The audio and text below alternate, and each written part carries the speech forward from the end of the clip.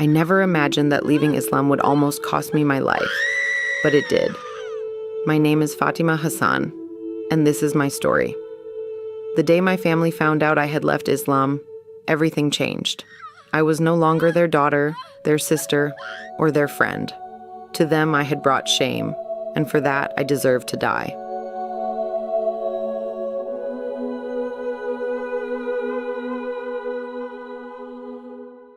I still remember the fire, the searing pain, the unbearable heat, and the sickening smell of my own flesh burning. I thought it was the end, but it wasn't. In that moment, as my body was being destroyed, I left this world, and what I saw changed everything. I saw Jesus. I felt his presence, his love, and what he told me transformed my life forever. This is my testimony. This is how I died and came back completely changed. I was born into a devout Muslim family. From the time I could speak, I was taught how to pray, how to recite the Quran, and how to obey. Islam wasn't just a religion in our home. It was our entire identity, our way of life. Questioning it was unthinkable. For years, I followed every rule.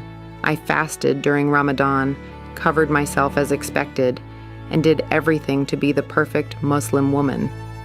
But deep inside, I struggled.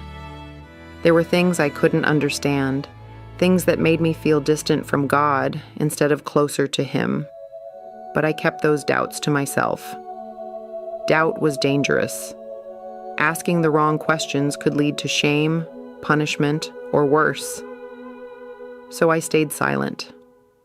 But then something changed. I started hearing stories about Jesus, stories I had never been told before. I had always been taught that he was just a prophet, nothing more. But when I secretly began reading about him, something inside me stirred. Why did his words feel so different? Why did his message feel so personal?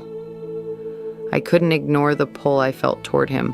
I started searching, reading, and watching testimonies of people who had encountered Jesus. And then the dreams began. I would see a man in white, glowing with a peaceful presence. He never spoke, but I felt his love. I didn't understand it at the time, but deep down, I knew it was him. The more I learned, the more restless I became. If Islam was the absolute truth, why did I feel so lost? Why did I feel so empty? I knew I couldn't ignore it any longer. Then came the most terrifying decision of my life. I chose to walk away from Islam. But leaving wasn't just about changing what I believed. It meant losing everything: my family, my community, my safety. I kept it hidden for as long as I could. I prayed in silence, read the Bible in secret, and only whispered my doubts. But secrets don't stay buried forever. And one day my family found out. It started with suspicion. Why wasn't I praying anymore? Why did I seem different? Then they found my Bible. The moment their eyes landed on it, the house erupted into chaos. My father's face twisted with rage. My mother collapsed in tears. My brothers, they looked at me like I was a traitor. I tried to explain, but they wouldn't listen. To them, I had disgraced our family, our name, and everything they believed in. In an instant, love turned into hatred. The people who had once protected me became the ones I feared the most. At first, there were threats. They told me I had to repent, to return to Islam, or face the consequences, but I couldn't.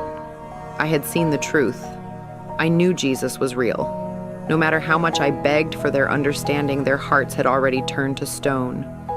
And then the threats became something far worse. One night, they cornered me. My pleas meant nothing. Their minds were made up.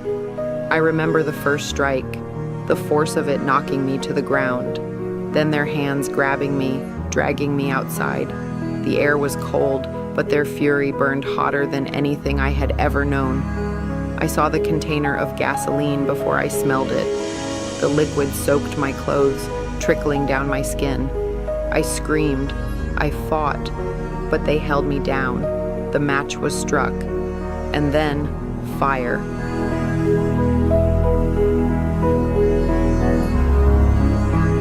There are no words to describe the pain. My body became an inferno. Flames crawled up my arms, my legs, my face. My screams filled the night, but no one came. No one stopped them. I collapsed. The world blurred. My vision darkened, and I could feel my life slipping away. The agony slowly faded into numbness. I thought this was the end. But then something happened. The pain disappeared. The sounds around me grew distant. I was no longer on the ground, no longer in my body. I was somewhere else, somewhere beyond this world. And that's when I saw him. As the fire consumed me, everything faded. The pain, the screams, the world itself. It all slipped away. I felt weightless, as if something was lifting me, pulling me away from my broken body. Then I saw it, my own body lying there, charred, lifeless. My family stood around me, some in shock, others turning away. I should have felt pain, grief, something, but I didn't.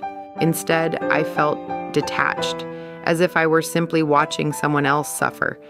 Then suddenly everything changed. The world around me vanished, and I was plunged into darkness, a deep, suffocating void. It was colder than anything I had ever felt, not just physically, but in my soul. I was utterly alone. Then the whispers began. They came from every direction. Harsh, mocking voices. They accused me. They condemned me. You betrayed the truth. You left the path. You deserve this. Their words crushed me. Fear wrapped around me like chains. Was this hell? Had I made the wrong choice? I wanted to scream. I wanted to run, but there was nowhere to go. The darkness felt endless, pressing in on me from all sides. Just as despair threatened to consume me, a light appeared. At first, it was distant, a faint glow cutting through the blackness, but it grew brighter, warmer, and suddenly I wasn't alone. Then I heard my name. A voice, strong yet gentle, called to me, "Fatima." And that's when I saw him. Jesus stood before me, surrounded by a light so pure, so radiant, I couldn't look away. But it wasn't just light, it was love.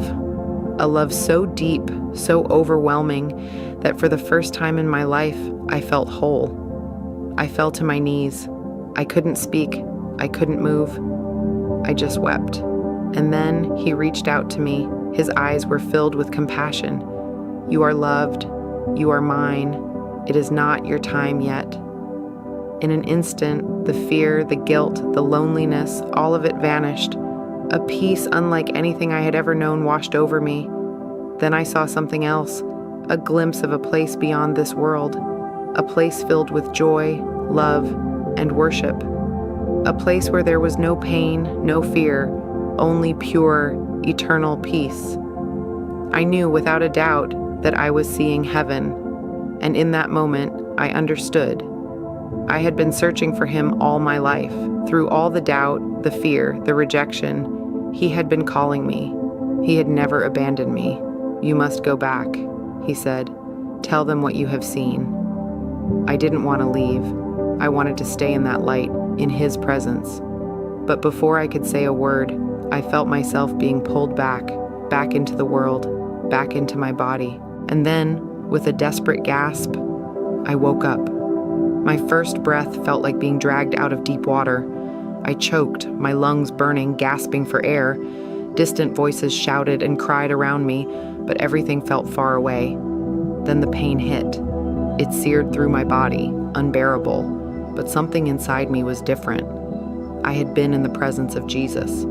I knew that for certain. When my family saw me alive, their faces twisted in shock and fear. I should have been dead. The doctors had already said there was no chance of survival. My burns were too severe. There was no medical explanation for why I was breathing again. And yet, I was. They rushed me to the hospital, where the doctors stared at me as if they had seen a ghost. "She shouldn't be alive," one of them whispered. They told me that even if I survived, I would live in unbearable pain for the rest of my life. But something incredible happened. I began to heal, faster than anyone expected. Scars that should have taken years to fade began to disappear. The doctors were baffled. The nurses called it a miracle, but I knew exactly what it was. Jesus had touched me. He had brought me back for a reason. When I was finally able to speak, I told them everything. I told them about the darkness, the voices, the fear, and then the light, the love, the moment I saw Jesus. Not everyone believed me. Some called it a hallucination. Others refused to listen at all. But the hardest part was my family. Realizing I hadn't changed my mind, that I had only become stronger in my faith, they turned even colder. But no matter what they said, nothing could shake what I knew to be true. I knew the truth. Jesus was real. He hadn't just saved me from death, he had rescued me from eternal darkness. I had to share what I had seen, even if people rejected me, even if it meant standing alone. I couldn't stay silent. As I recovered, I realized I wasn't the same person who had once lived in fear. The questions that had haunted me for years were gone. I didn't need to search anymore. I had found the truth, or rather, he had found me. Slowly, my story began to spread. People started to listen. Some came to me in secret, whispering their own doubts, asking about the Jesus I had met. Others, who like me had felt lost, began seeking him for themselves. I was no longer afraid, not of death, not of rejection, not of what would happen next, because I knew I had met the Savior, and nothing would ever be the same again. I was lost, but now I'm found. I was blind, but now I see. For so many years, I lived in fear, afraid of asking the wrong questions, afraid of losing my family, afraid of what would happen if I turned away from everything I had ever known. But when I finally let go of that fear and sought the truth with an open heart, Jesus found me. He didn't come with anger or condemnation. He came with love, with open arms, calling me his own. If you're searching, if you feel that emptiness inside, don't ignore it. That longing in your heart, that restlessness in your soul, it's not meaningless. It's Jesus calling you, just as he called me. He is real. His love is real. I know what it's like to be afraid of the truth, to wonder if following it will cost you everything. But I'm here to tell you, it's worth it. No matter your past, no matter your mistakes, Jesus offers you a new beginning.